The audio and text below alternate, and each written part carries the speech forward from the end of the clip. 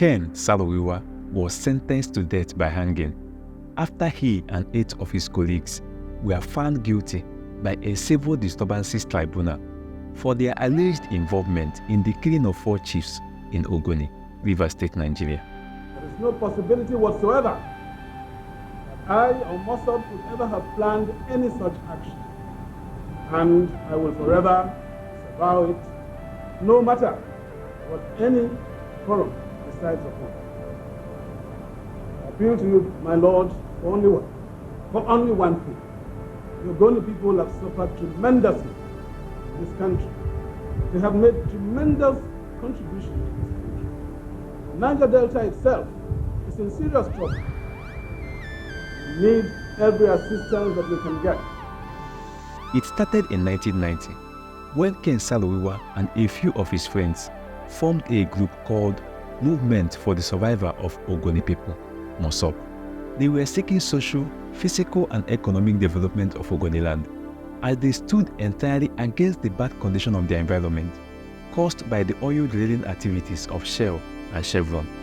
According to them, Shell drill oil on their land without any move to clean up the excess oil spill that flows into the rivers in Ogoni land, killing the fishes and rendering the waters useless. Their farmlands were also left in bad condition because the oil spill on the lands made it impossible for any crop to grow, owing to the fact that people in Ogoni land were mostly farmers and fishermen. Their livelihood was affected by the pollution of their lands. To take away the resources of a people and refuse to give them anything in return is to subject them to slavery. To take away the land of a people who depend solely on land for their survival and refuse to pay them compensation is to subject them to genocide. I accuse Shell and Chevron of practicing racism against the Ogoni people because they do in Ogoni what they do not do in other parts of the world where they prospect for oil. Faced by the condition of their environment and their inability to grow enough food, the people of Ogoni accepted the formation of MOSOP as a medium to tell the world about their condition. Through MOSOP, Saro-wiwa kept writing books, articles and granting interviews talking about the condition of Ogoni people. With the support of Ogoni men and women, Ken Saro-wiwa and MOSOP was getting good recognition.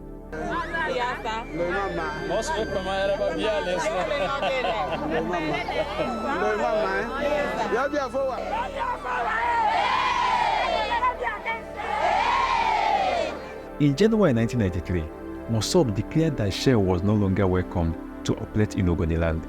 They devised a strategy to start protesting about the presence and activities of Shell in Ogoni land until the government does something about it. We are going to demand our rights peacefully, non-violently, and we shall win. In the same 1993, during the Ogoni Day celebration, young men and women of Ogoni land took to the street to protest about their condition.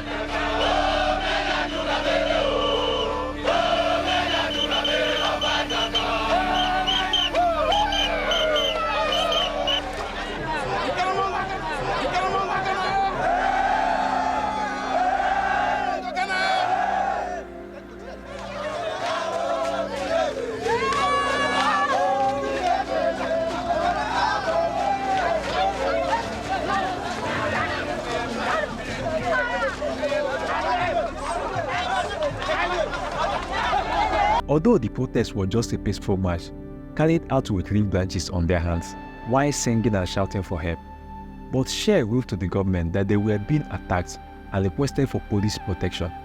The government then sent heavily armed policemen and soldiers to Ogoni land. As all these were going on, some persons in Ogoni were not in support of the protest. Among them were some chiefs who were opposing Saro-wiwa and MOSOP. But the protest kept going on until 21st May 1994, when a group of thugs murdered 4 of the chiefs who were against the protest. This gave the military an opportunity to invade Ogoni land. All the villagers that ended up, most of leadership that was part of this game was being arrested. And the security forces are out doing just that. That's okay. Ken Saro-wiwa and 14 others were then arrested with the charge that they organized the killing of the chiefs. Charge number OCDT/PH/1/95 between the Federal Republic of Nigeria and the Kenule Vincent Saro-wiwa led to meet Dr. Barine Nubari Kilber, John Benun, and Baribo Bell. During their trial, Femi Falana was the counsel to Saro-wiwa and some of his colleagues. The state has decided to ensure that the accused persons are convicted at all costs. And I want my learned friend to appreciate it. Like it scares Saro-wiwa today, it can be anybody's turn tomorrow. It was Abiola yesterday. So Basobio and Yar'Adua today. It can be anybody's turn. He stood for Saro-wiwa and others until he discovered the unfortunate turn the trial was taking. He then resigned his involvement in the case. With the greatest respect, sir, I humbly apply to withdraw from further representation of the fourth accused person in this case. The tribunal is not surprised at the action of this bunch of defense counsels. They have right from the beginning of this case have no intention of carrying on this case to its logical conclusion. Do you have anything to say pertaining to this issue of getting the counsel of law joined? Even as their trial was going on, soldiers were still intimidating and harassing people in Ogoniland. One of Saro-wiwa's colleagues, Dr. Barine Nubari, had this to say. Even my family at home and the secretary to the chief of my village is still being chastised by the armed forces. If justice is to be done, I plead the tribunal to look into that. Let it be played for the whole world to see, so that whatever decision you take, your justice will be left everybody. On the day of the judgment, out of the 15 men that were facing trial, 6 were discharged and set free. Among those who were discharged includes Ledo Mite, who was the vice president of MOSOP then.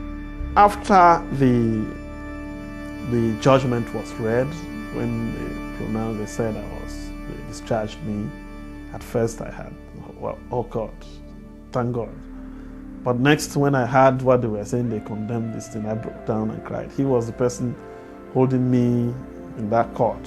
Ken was saying, why, don't do that. Remember, we said we wouldn't show weakness to these people, let them not get pride and all that. But I couldn't help it. I couldn't imagine. It was, my life was already intertwined with this group. We've stayed in circumstances that we were like brothers. On that judgment day, 31st of October 1995, the remaining 9 persons were then sentenced to death by hanging, including Ken Saro-wiwa.